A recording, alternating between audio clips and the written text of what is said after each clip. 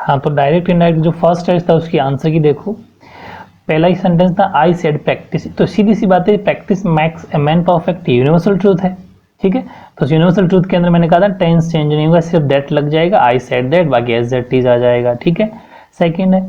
He said America defeat, तो सीधी सी बात है America defeated Japan in second world war, ये एक हिस्टोरिकल फैक्ट है, ऐतिहासिक घटना है, इसमें भी टेंस चेंज नहीं होगा, सिर्फ दैट आएगा इनवर्टेड कोमा की जगह, बाकी एज दैट इज आ जाएगा, ठीक है। लास्ट में फुल स्टॉप लग जाएगा,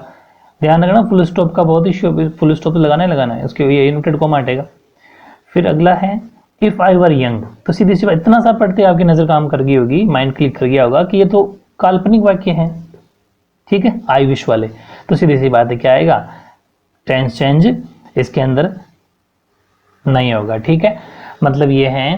कि he said that, if I की जगह सब्जेक्ट चेंज होगा टेंस वो का वो है, देख लो भले आई का क्या हो जाएगा, आई फर्स्ट पर्सन है और first person according subject change होगा, तो फर्स्ट पर्सन आई की अकॉर्डिंग सब्जेक्ट है ही,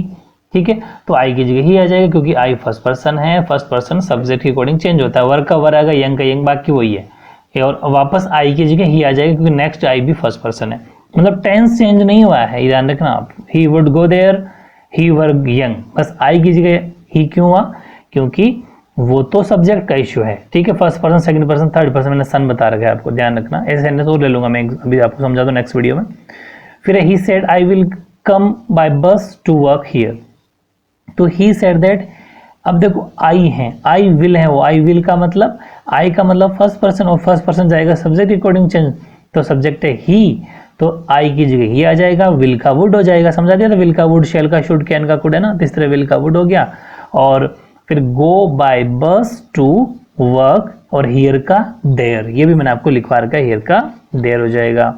नेक्स्ट सेंटेंस है शी सेड टू मी वाला, तो शी आस्क्ड मी, क्योंकि क्वेश्चन मार्क के आगे, तो she asked me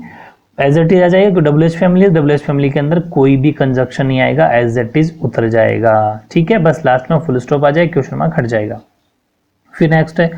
she asked him, फिर डब्ल्यू एच फैमिली रह गई तो कोई कॉमा नहीं आएगा, see the what he was doing then, लेकिन ध्यान रखना यहाँ पर ही क्यों आया, क्योंकि देखो सब्जेक्ट क्या है यहाँ पर, what are you doing now, तो व्हाट आर यू, यू का मतलब यू सब्जेक्ट है और यू है सेकंड पर्सन, ठीक है, और सेकंड पर्सन ऑब्जेक्ट के अकॉर्डिंग चेंज होता है, और ऑब्जेक्ट है him, she said to him, तो उस हिम की वजह से यहाँ पर ही आएगा, वर्ड के बाद मैंने कहा डब्ल्यू एच फैमिली के बाद में सब्जेक्ट पहले आएगा, तो द वर्ड के बाद में ही आएगा, ही, क्योंकि हिम का सब्जेक्टिव केस ही होता है, ठीक है, ही, और इज एम आर यानी present continuous tense convert into past continuous tense, तो इज एम आर की जगह वॉज वर होगा, वॉज वर तो ही के साथ तो वॉज ही आएगा, तो ही वॉज डूइंग, और नाउ का देन हो जाता है, ये भी ध्यान रखना, ठीक है। नेक्स्ट है he said to me do you now me, मतलब ही क्वेश्चन मार्क है, और डू यू नो मतलब क्या तुम मुझे जानते हो, तो डू का मतलब ये भी यस नो में सेंटेंस है, तो ही आस्क्ड मी इफ, क्योंकि यस नो वाले में इफ कंजक्शन आता है, फिर यू सेकंड पर्सन है, second person according to object change होगा, तो मी की जगह आ जाएगा, भाई मी है ना वहाँ पर रिपोर्टिंग वर्ब में, तो इफ आई, क्योंकि मी का सब्जेक्टिव फॉर्म क्या होता है आई, और नाउ, अब देखो नाउ का न्यू क्यों लिखा, KNEW, ये मैंने क्यों लिखा, क्योंकि डू हमने ऊपर सेंटेंस में देखा था, डू का मतलब प्रेजेंट सिंपल टेंस, और प्रेजेंट सिंपल का होगा पास्ट सिंपल, और पास्ट सिंपल का मतलब वर्ब की सेकंड फॉर्म, तो नाउ का न्यू हो जाएगा,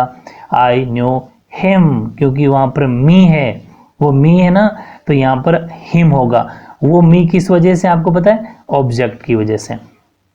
तो अपने यहाँ हिम किस वजह से आएगा, ही की वजह से, मतलब कि जो ही है उसी का ऑब्जेक्टिव है, आई न्यू हिम, ठीक है। फिर भी ऐसे सेंटेंस अगर आपको समझ में नहीं आ रहे हैं तो नेक्स्ट वीडियो जब आएगा उसमें आपको ये सारी बातें फिर समझा दूंगा, अभी आपको सिर्फ आंसर मैच करना है। He said to me when will you train arrive, तो देखो यहाँ पर आपने अगर आस्क्ड मी लिखा है तो भी सही है, ठीक है, लेकिन मैं तो पूरे लेवल की तैयारी करवा रहा हूँ आपको, इसलिए यहाँ पर इंक्वायर्ड ऑफ भी होता है, इंक्वायर्ड ऑफ वो भी सही है और आस्क मी भी सही है, तो आप आस्क लिखा है तो भी ठीक है, ही इंक्वायर्ड ऑफ ज़्यादा बेटर होता है इसलिए मैं लिख दिया ही इंक्वायर्ड ऑफ मी का तो मी रहेगा, when the train would arrive, क्योंकि डब्ल्यू एच फैमिली तो कोई कंजक्शन नहीं आएगा और चेंज भी नहीं होगा, ठीक है। तो और विल का वुड तो आप जानते ही हो, तो काफ़ी इजी सा टेस्ट था आपके, आई थिंक सभी ठीक हुए होंगे, ओके।